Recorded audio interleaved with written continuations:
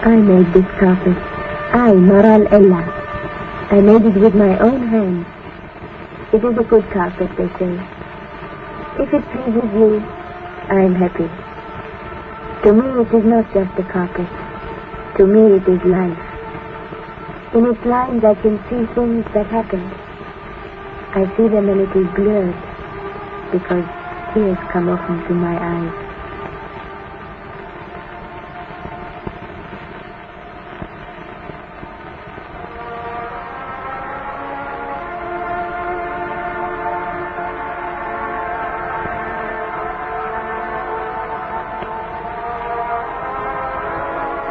It was our first morning in Israel, high above the Sea of Galilee. My father and I got up early. I liked to see the sun rise, and besides I had to prepare breakfast. My mother died when I was born. The village elders in Kurdistan said it was the work of evil spirits, but today I know better.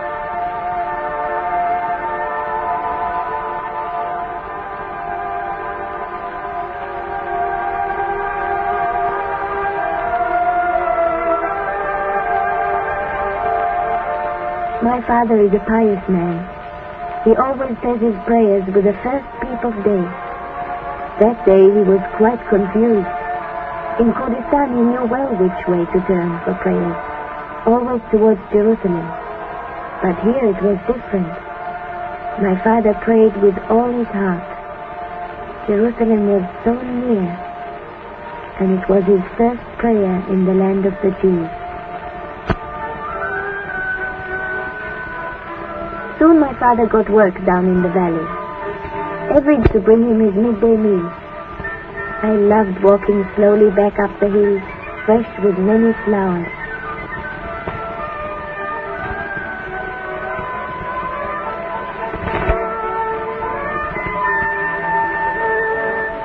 But one day when I came back, I found a man sitting in front of our little hut. He was a chacham. That is how we call our rabbi. He did not talk to me, but I knew what he wanted. He wanted me as a bride for somebody.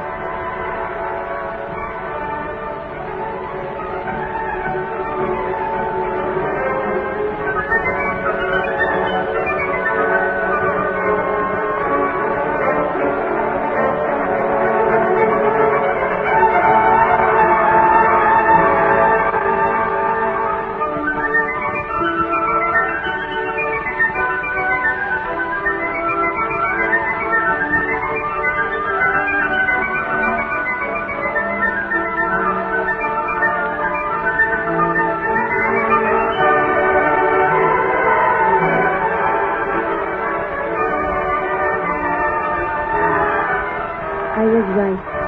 They were talking about a man for me. My father was not in a hurry to marry me off, but the Chacham was full of humor and Bible verses about marriage. So finally my father agreed. A young girl has value among fools. I did not hear what they said about the price. This was of no interest to me. I did not know what to think. All I knew was that I was a bride.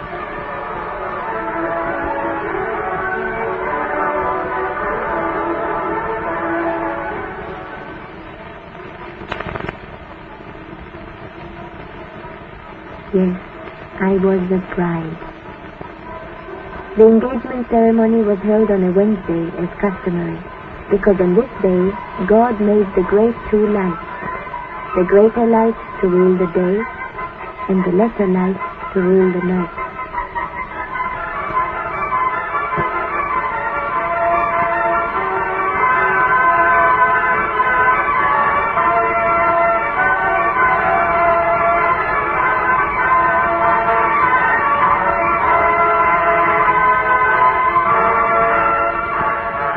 It was the first time I saw my future husband, Sabbatai. To tell the truth, I liked him. He was gay and proud, showing the wedding ring to all friends as a proof of his intention to marry me.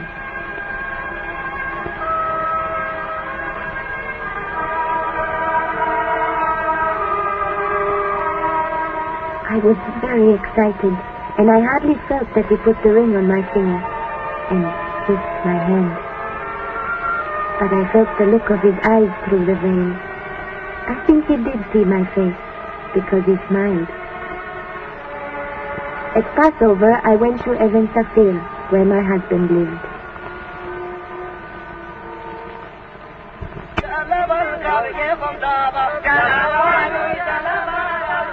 My father used to tell me about the prophets who preached in the Judean hills. Now I was to live in these very hills. They greeted me in a friendly way, as hills do to hill people. I would have liked to wave back in greeting, but I was afraid I would fall off the mule and spoil my fine wedding dress.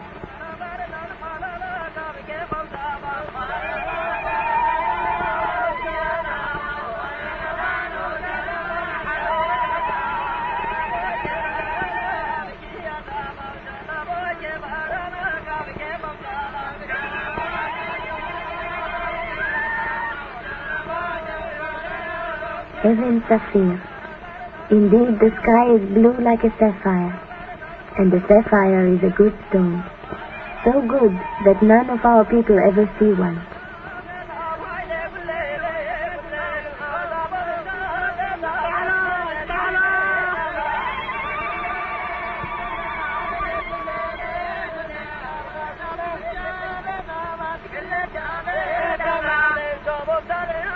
Shabbatai waited for me on the roof of our future home. He stamped his foot strongly to show that it was a solid house. Everybody loves the old customs, though the mule did not care too much.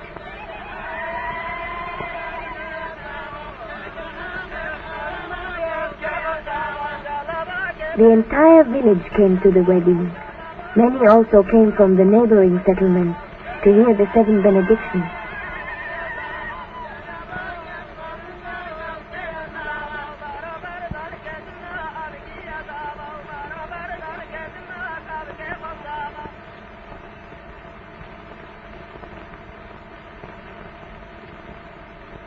During the ceremony, I noticed that my husband placed his right foot over my left foot, which we believe assures that the man will rule the house.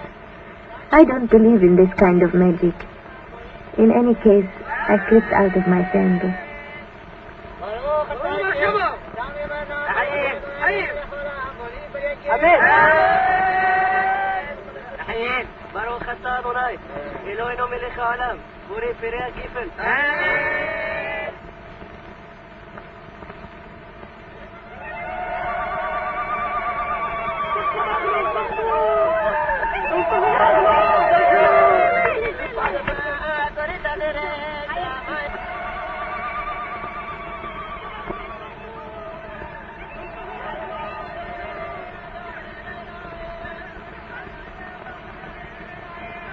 I was a woman now.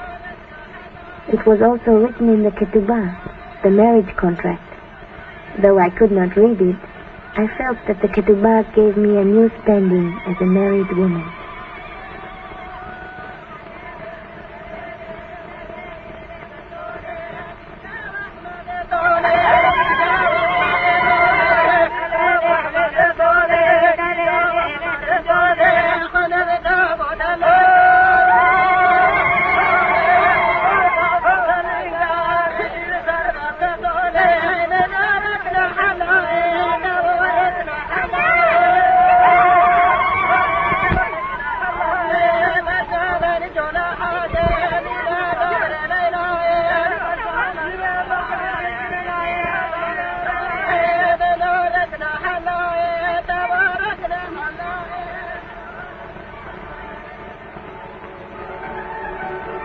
There are no sapphires in Even Safir, but you can find plenty of other stones.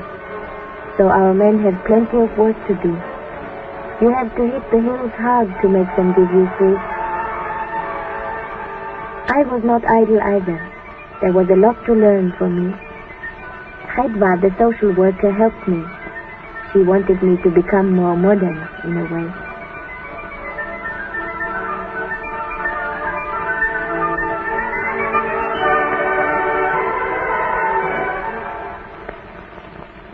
We live near the border. I think everybody in Israel lives near the border, but not everybody has to go out on guard duty. My husband had to go. The man in charge of security in the village thought so. He thought my husband had had enough of a honeymoon, and this night his turn came to go out to guard our village. We Kurds don't know fear. We trust in the Lord. And Shabbatai got a fine new rifle.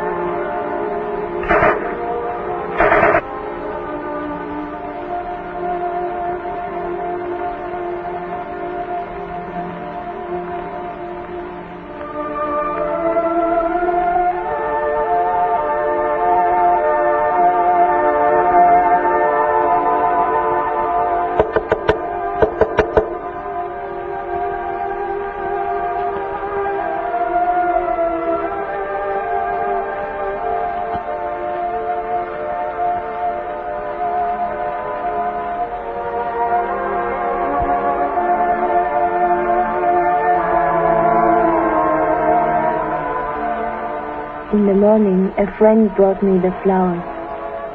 I understood.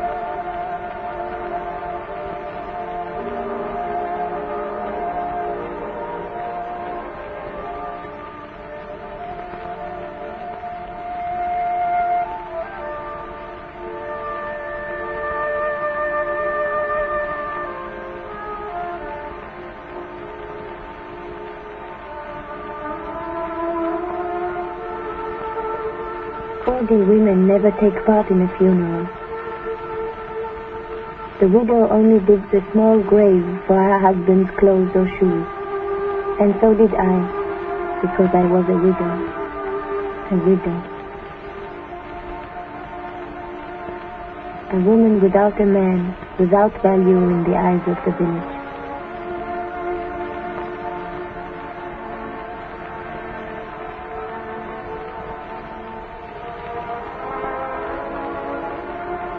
Many people came to comfort me, bringing gifts.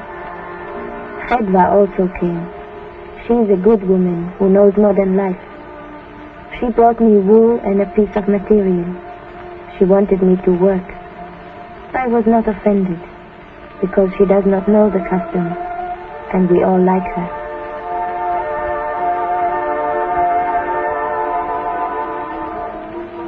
So I began to work. In truth, only my hands worked. The Lord knows they worked well. But who is interested in what a widow does? Nobody.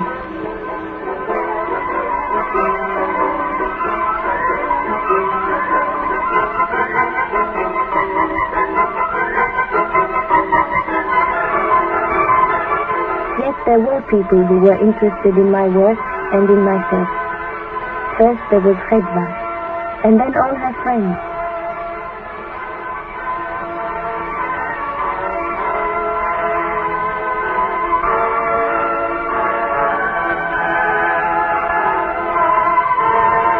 They thought I was very good at stitching and could even become famous in the city. They thought people would like to pay for my work, pay money. More money than a groom would pay for a young bride. Maybe they're right. Everything is different here, even for a widow. I made this carpet. I, Maral Ella. I made it with my own hands. It is a good carpet, they say.